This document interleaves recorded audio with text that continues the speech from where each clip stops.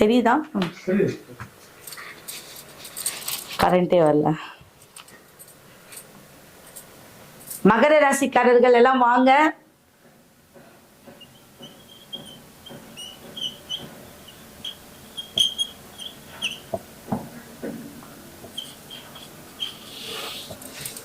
திரும்ப இந்த கோயிலெல்லாம் பத்தி கேட்டீங்கன்னா கிடைக்காது.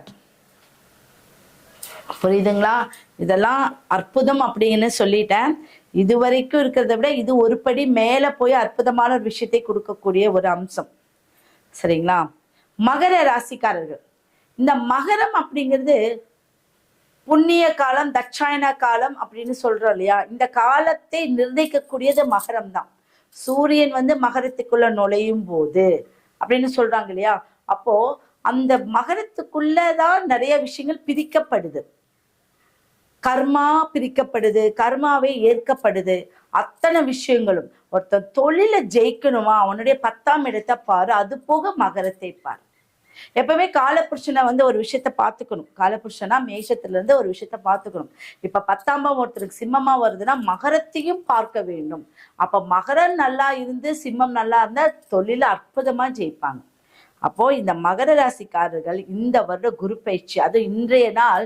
இதை விட ஒரு விசேஷம் என்னன்னு கேட்டா, குரு பயிற்சி அன்றே, திருக்கணித முறையில் வரக்கூடிய இந்த நாள் குரு பயிற்சி அன்றே குரு பகவானை பற்றி சொல்வது ரொம்ப எனக்கு ஒரு சிறப்பான ஒரு விஷயமா இருக்கு.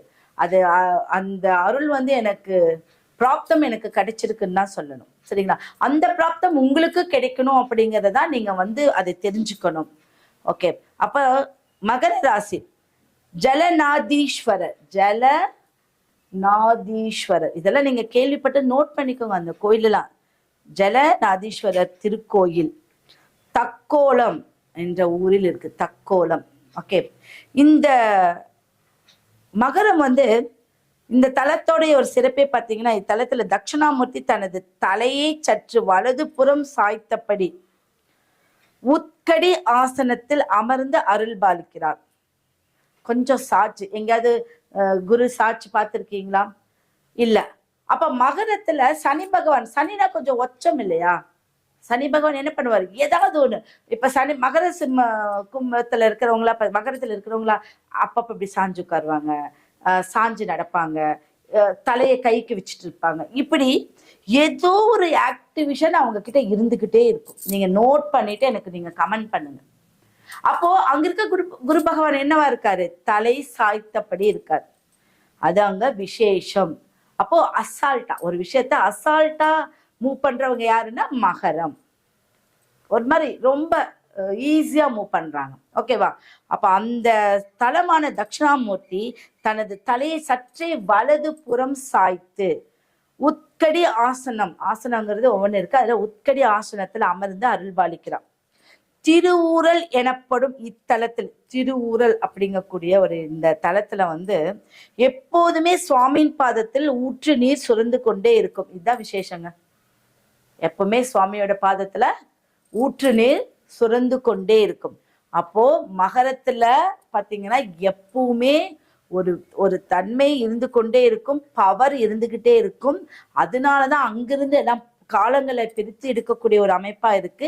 கர்மாவே அங்கிருந்துதான் நம்ம இருக்கா இல்லையா, நல்ல கர்மாவா என்ன நம்ம அதை அனுபவிக்கிறோம் அப்படிங்கிறதெல்லாம் இருக்கு. அதுலதான் ஜலநாதீஸ்வரர் கோயில் அப்படின்னு சொல்றோம்.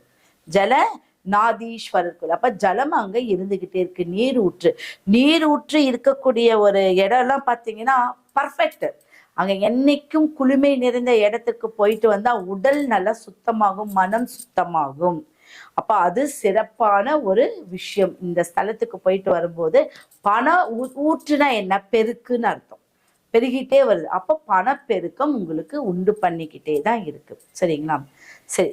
இந்த ஸ்தலத்துக்கு மகர ராசிக்கு குரு பகவான் அந்த இடத்துல என்ன ஆவாரு? நீச்சம் அடைவார் தானேயா? நம்மளுக்கு குரு பகவான் கடகத்துல உச்சமாகறாரு.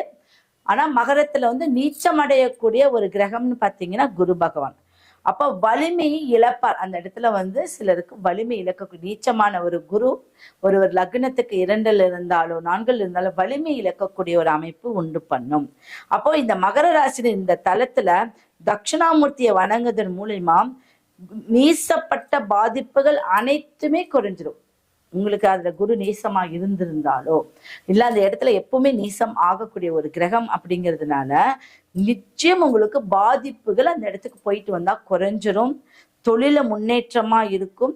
நல்ல ஒரு குரு தேடிட்டு போறீங்க அப்படின்னா நிச்சயம் உங்களுக்கு நல்ல ஒரு பலன் கிடைக்கக்கூடிய ஒரு அமைப்பு இருக்கு.